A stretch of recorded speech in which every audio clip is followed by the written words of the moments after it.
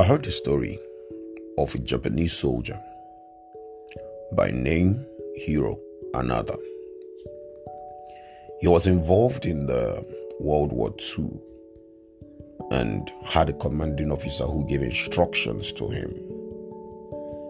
He was given a mission to advance the cause of the war, especially around the Lombang Island, right there in the Philippines. He had 3 fellow soldiers working with him: Private Akatsu, Corporal Shimada, and Private First Class Kenichi.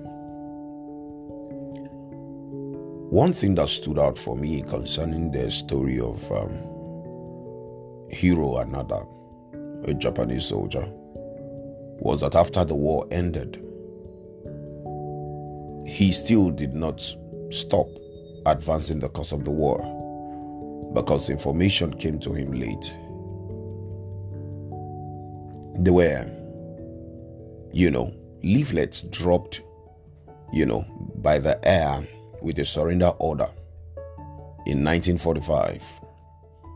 It was printed from General Tomoyuki of the 14th Area Army to the men who have been hiding for over 6 months. An interesting thing is that this leaflet was the only evidence to show or to prove that the war was over. The group that Hiro Anada managed, they studied the leaflet closely to know whether it was really genuine or maybe it was another, trick of the enemy to stop them from advancing the war. When they looked at it over and over, they concluded, this cannot be true. It's not genuine. However, in 1949, one of the 4 soldiers, Akatsu, he walked away in September 1949. He surrendered to the Philippine forces in March 1950 after 6 months on his own. And now this looked like a problem, and they became very more cautious. Now, remember, the war truly was over. But Another and his troop continued advancing the war. They continued.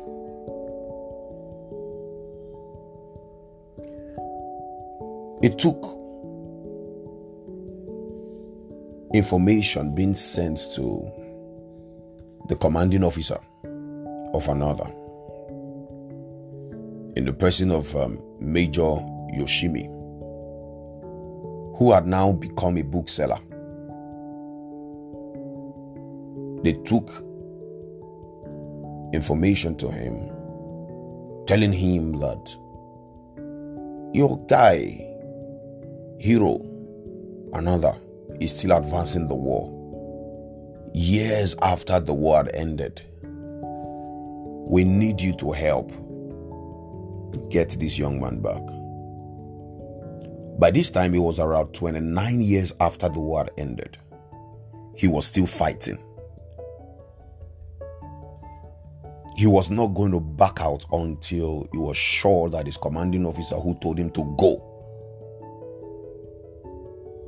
was the one telling him to stop.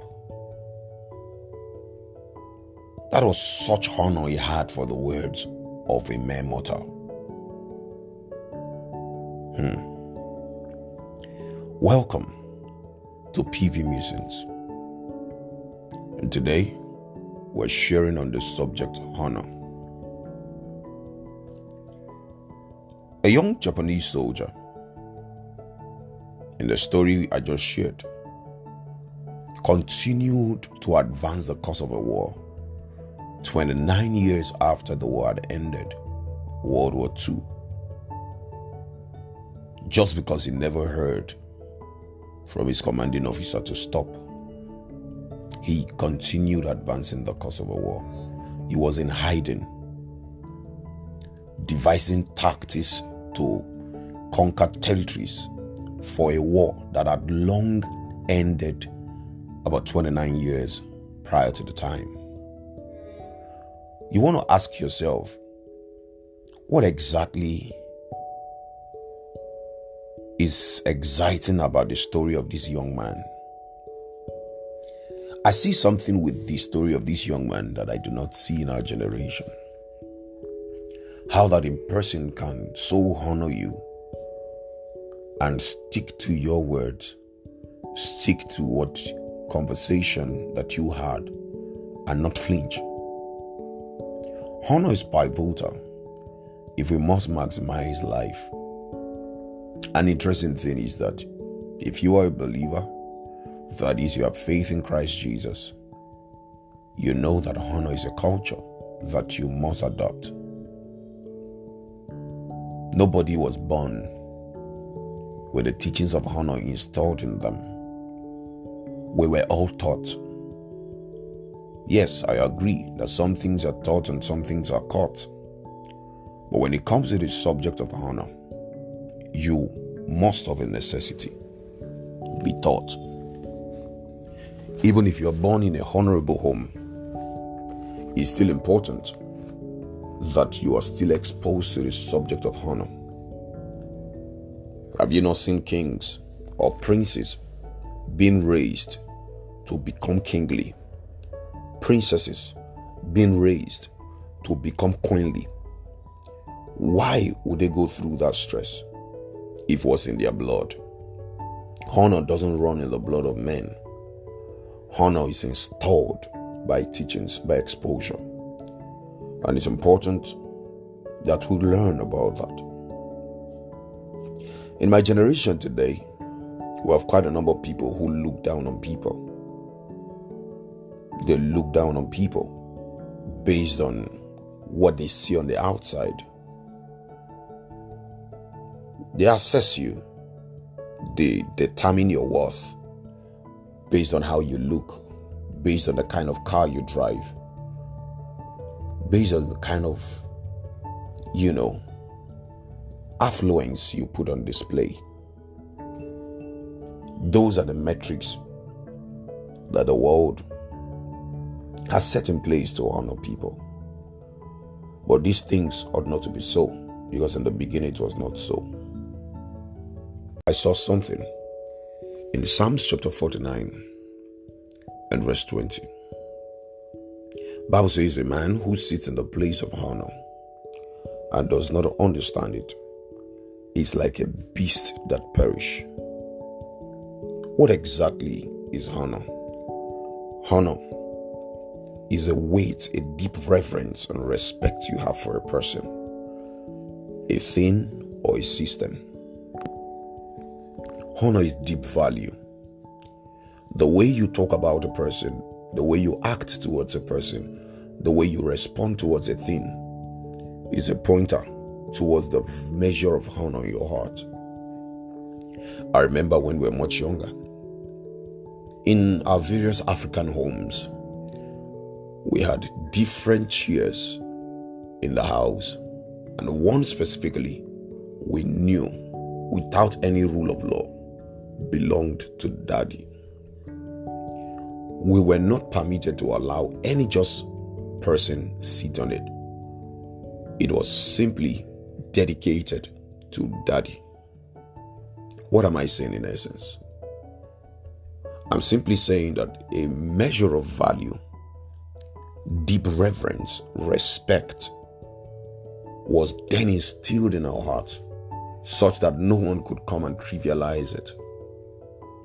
You see, it takes a man who does not know honor to make common that which we revere to be sacred. That which we revere, that which we refer to be sacred. It takes a man of dishonor. How do we know that you're walking in honor? It's simple.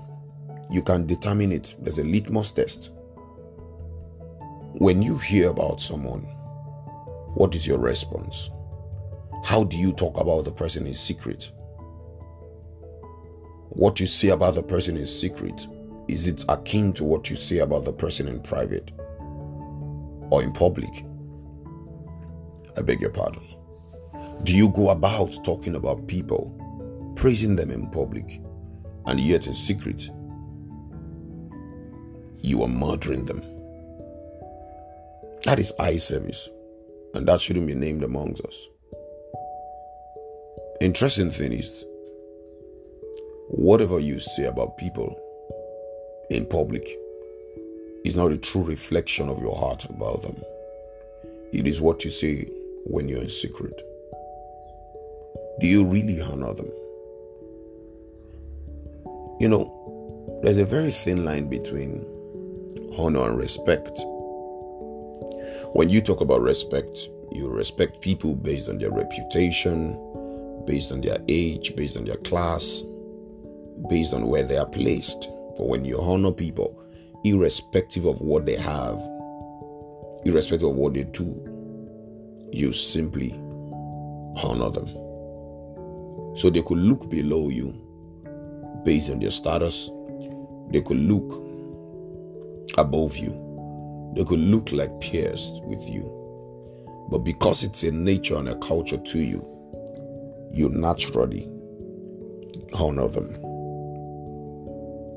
No relationship in life is maximized until honor is installed. My generation is quick in losing honor in their heart. They begin to talk about the things shared in secret publicly. Honor for every man is important. I make bold to say that many people are stagnant in their walk today on the earth based on dishonor, because honor attracts. Whatever you dishonor, you can never have. Whatever you dishonor, you are disdaining. So from time memorial, God tries to install honor in the heart of men. He installs honor in the heart of men. Every way possible, He tries to install honor. Begin to discern your relationships. Begin to discern your work. Discern how you have a relationship with your pastor, with your father, your mother, your siblings, your colleagues at work. Do you really honor them? Or you're just being hypocritical? It's important you know the place of honor. Serve everyone with honor. I read the scripture earlier on, and that was in Psalms 49:20. It says, man who sits in the place of honor and does not recognize it or does not understand it is like a beast that perish.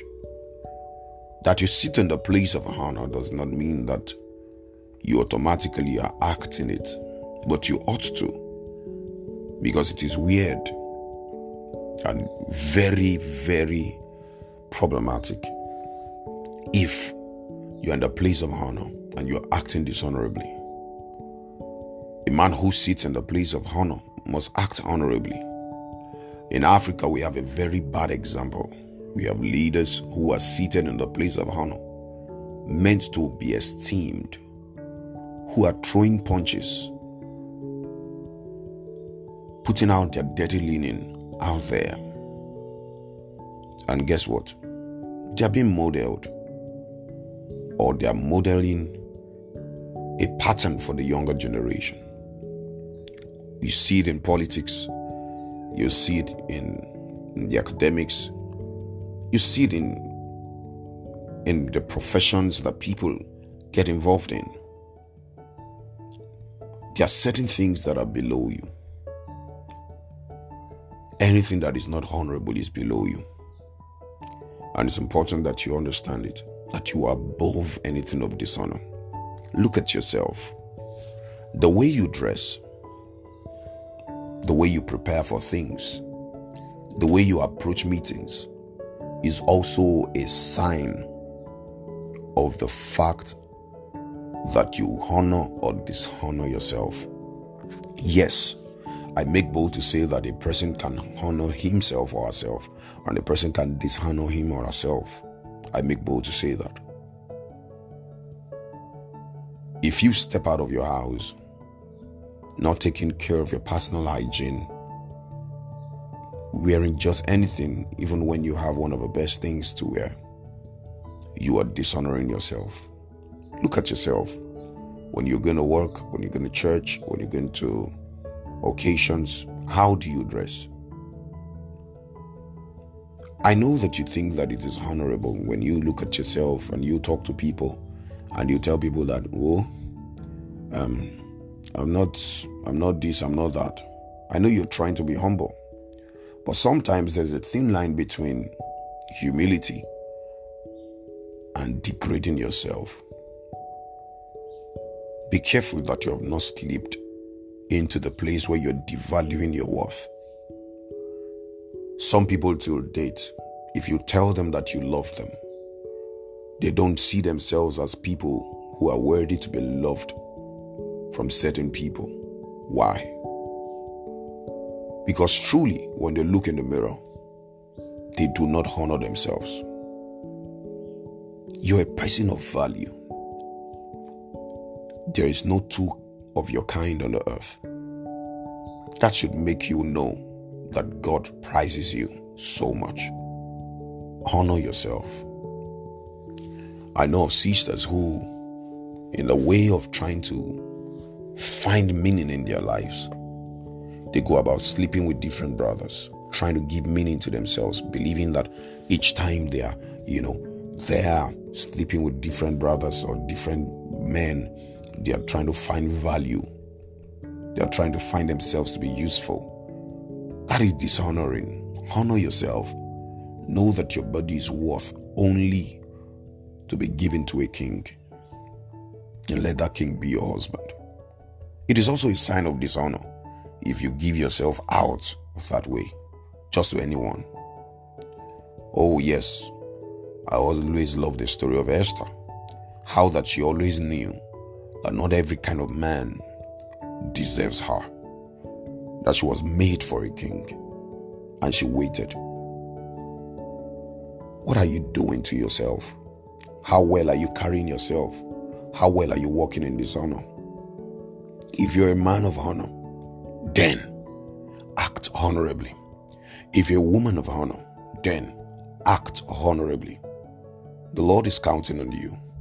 The society is counting on you. We're raising a generation through the way we handle our lives to live honorably or to live dishonorably.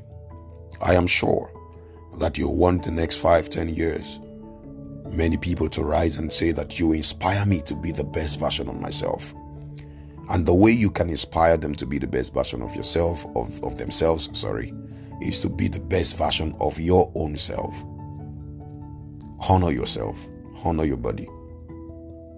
Honor relationships. Honor conversations. Honor it. And I believe that as you live in honor, you will indeed be awarded and be accorded honorably. Walk with some sense of pride that you're an honorable person. Dress like it. Speak like it. Think like it. Let your friends also reflect the honor that you carry. The quality of friends you have, the quality of conversations you have, let it reflect the honor that is on your life, and that will make life easier. I hope this blessed you. I hope this inspires you. I hope this inspired you.